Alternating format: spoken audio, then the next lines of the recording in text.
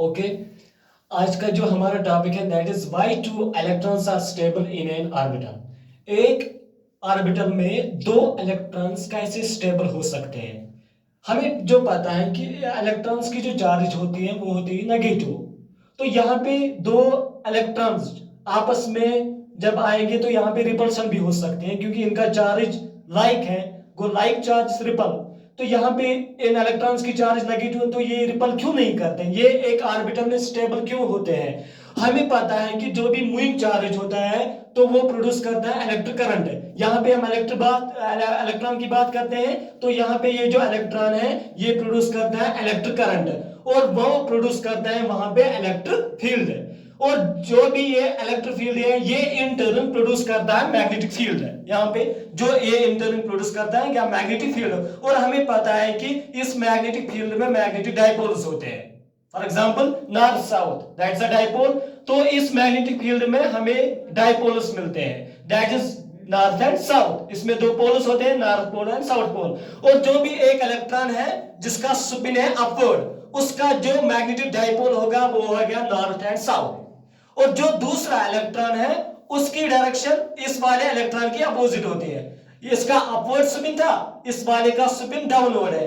तो इस जो पहला वाला था उसका जो मैग्नेटिक डाइपोल्स थे वो था नॉर्थ एंड साउथ। और जो दूसरा वाला इलेक्ट्रॉन होगा उसकी मैग्नेटिक डाइपोल्स की डायरेक्शन इस की अपोजिट होगी।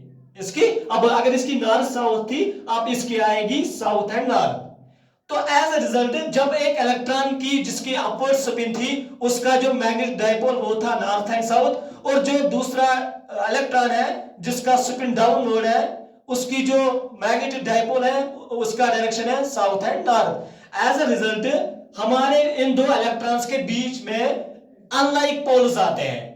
एक का आता है नॉर्थ, दूसरा का आता है साउथ, जिसकी वजह से हमें अनलाइक पोल्स मिलते हैं जो नजदीक आते हैं तो यहां पे अट्रैक्शन होती है।